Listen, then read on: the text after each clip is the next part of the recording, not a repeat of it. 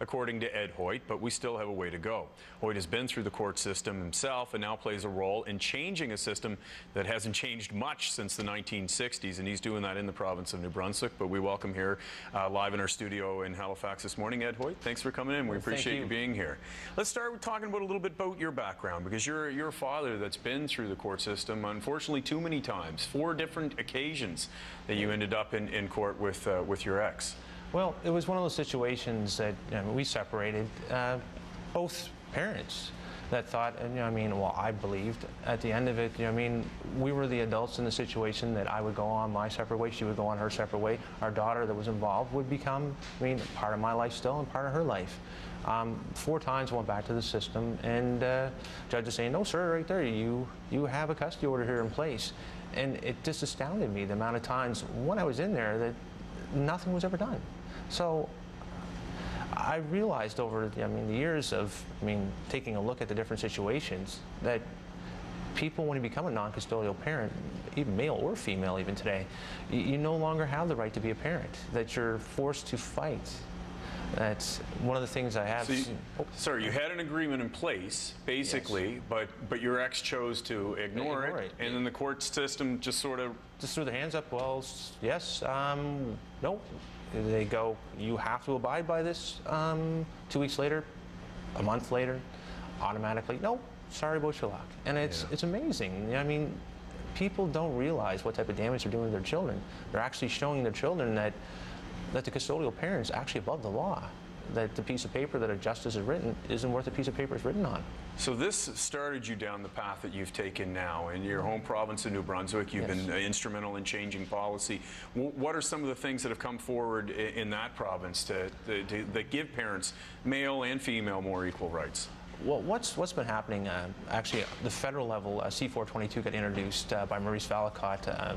Also, the Canadian Equal Parenting Coalition worked directly with them. In New Brunswick, I was approached a few months back, actually, by the Progressive Conservative Party of New Brunswick, and asked, because they've seen, a lot of the things I've been working on, and asked me to, contribute to the social development policy for their platform.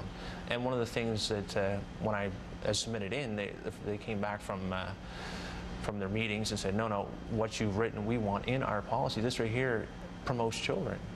And one of the things that myself that I always believe in doing this is that we're adults. We're supposed to act like adults. The children involved are the ones that become the casualty of this.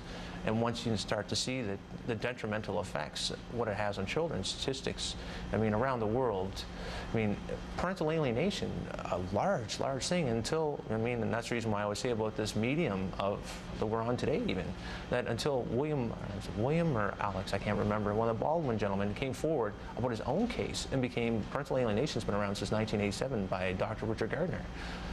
So one of those situations now that we're starting to get into the fold where people are starting to take a look more seriously at what effect they're having on their children. Let's talk about Dad specifically for a moment. We had an email from a gentleman earlier that doesn't think the court system it's still not equal, that it's still weighed more towards the women's side. Is that more perception?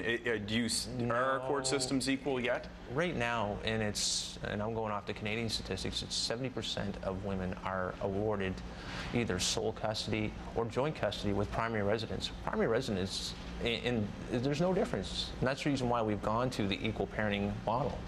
Denmark, Australia, Germany, countries that have been progressive in this have lowered their divorce rates. Children are not, the crime rate has dropped. So for people to take a look at what it will create compared to the old system, fathers in this country are being discriminated against.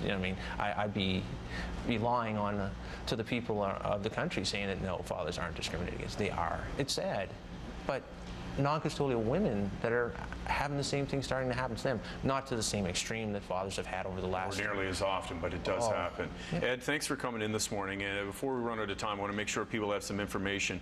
Let's go to the websites first. I got 2 to show you here. If you go to NBCEPA, what does that stand for, Ed? New Brunswick's Children Equal Parenting Association. .com. That's the website there to find out what's going on in New Brunswick. At the national level, you can log on to Canadian EPC CanadianEPC.com. That's CanadianEPC.com to give you some information, maybe help you out at that level. Also, 2 events coming up, one in Nova Scotia, one in New Brunswick. This Wednesday at Cole Harbour Place at 7 o'clock, there's an event called Equal Parenting, Why It Matters. It's a free public information seminar on equal parenting and the need for family law reform. It's also going to be at the Carleton Community Centre, Marketplace West, St. John, New Brunswick, starting at 7 o'clock as well. That's this Friday night, July 31st. So Wednesday in Dartmouth, and then Friday night in St. John. Lots of information there. Ed, we just tip of the iceberg is what we got through, but we appreciate the work you're doing, and thanks for stopping in. Thank you. We're going to take a break. We'll be right back.